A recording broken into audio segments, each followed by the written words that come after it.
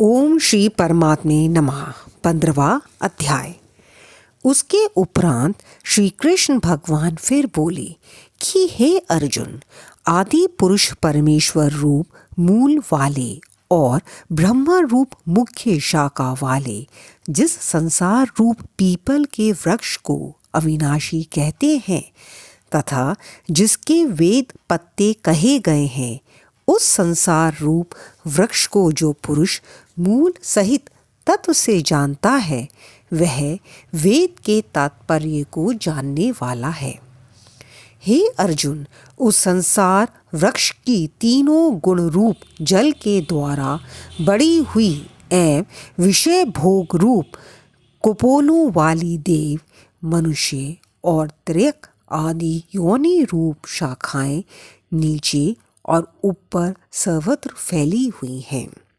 तथा मनुष्य योनि में कर्मों के अनुसार बांधने वाली अहंता, ममता और वासना रूप जड़ें भी नीचे और ऊपर सभी लोकों में व्याप्त है।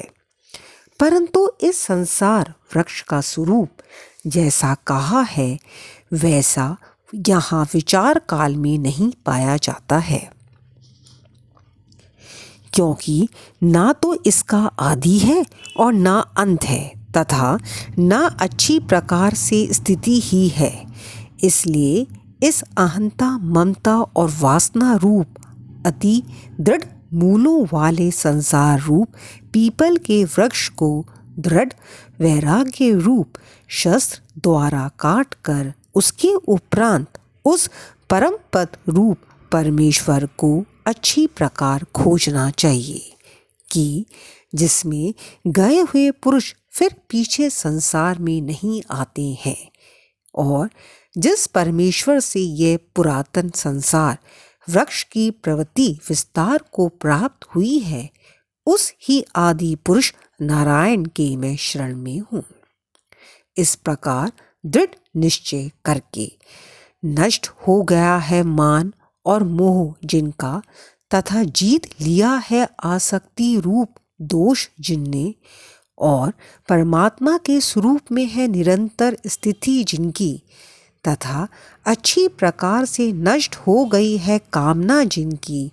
ऐसे वे सुख दुख नामक द्वंद्वों से विमुक्त हुए ज्ञानी जन उस अविनाशी परम पद को प्राप्त होते हैं।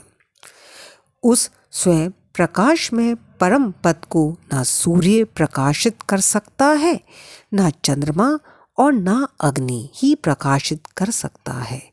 तथा जिस परम पद को प्राप्त होकर मनुष्य पीछे संसार में नहीं आते हैं, वही मेरा परम धाम है। हे अर्जुन, इस देह में ये जीव आत्मा मेरा ही सनातन अंश है और वही इन त्रिगुणमयी माया में स्थित हुई मन सहित पांचों इंद्रियों को आकर्षण करता है। कैसे कि वायु गंध के समान स्थान से गंध को जैसे ग्रहण करके ले जाता है, वैसे ही देहादिकों का स्वामी जीवात्मा भी जिस पहले शरीर को त्यागता है, उससे इन मन सहित इंद्रियों को ग्रहण करके फिर जिस शरीर को प्राप्त होता है उसमें जाता है। उस शरीर में स्थित हुआ ये जीवात्मा श्रोत्र, चक्षु और त्वचा को तथा रसना, घ्राण और मन को आश्रम करके अर्थात इन सब के सहारे से ही विषयों को सेवन करता है। परंतु शरीर छोड़कर जाते हुए को अथवा शरीर में स्थित हुए को और विषयों को भोगते हुए को अथवा तीनों गुणों से युक्त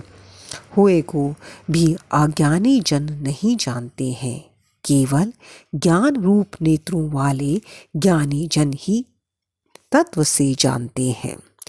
क्योंकि योगी जन भी अपने हृदय में स्थित हुए इस आत्मा को यत्न करते हुए ही तत्व से जानते हैं, और जिन्होंने अपने अंतकरण को शुद्ध नहीं किया है, ऐसे अज्ञानी जन तो यत्न करते हुए भी इस आत्मा को नहीं जानते हैं। हे अर्जुन, जो तेज सूर्य में स्थित हुआ संपूर्ण जगत को प्रकाशित करता है तथा जो तेज चंद्रमा में स्थित है और जो तेज अग्नि में स्थित है, उसको तू मेरा ही तेज जान।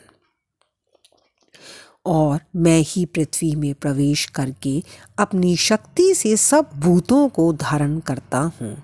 और रस स्वरूप अर्थात अमृत में चंद्रमा होकर संपूर्ण औषधियों को अर्थात वनस्पतियों को पुष्ट करता हूँ तथा मैं ही सब प्राणियों के शरीर में स्थित हुआ वैश्वानर अग्नि रूप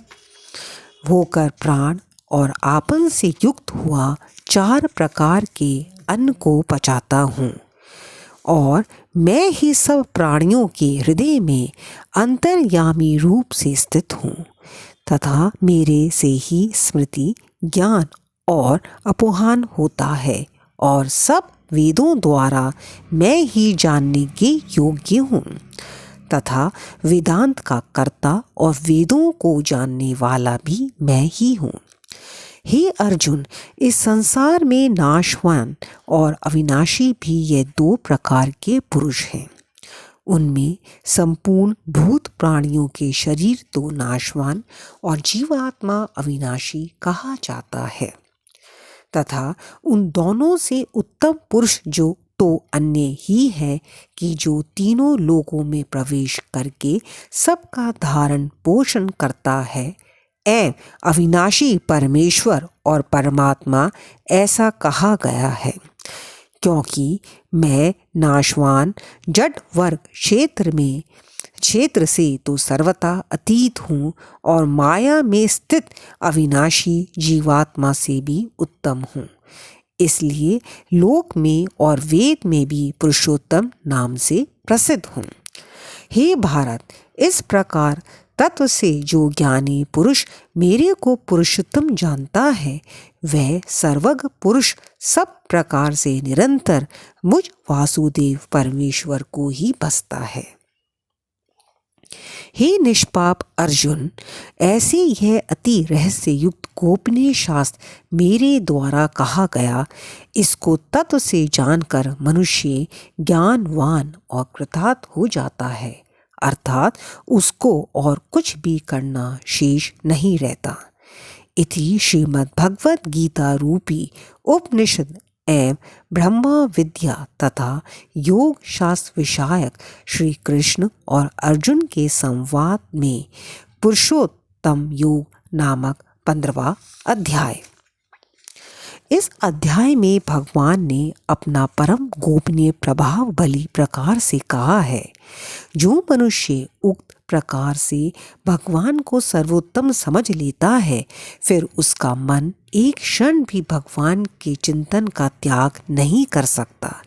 क्योंकि जिस वस्तु को मनुष्य उत्तम समझता है उसी में उसका प्रेम होता है और जिसमें प्रेम होता है उसी का चिंतन होता है।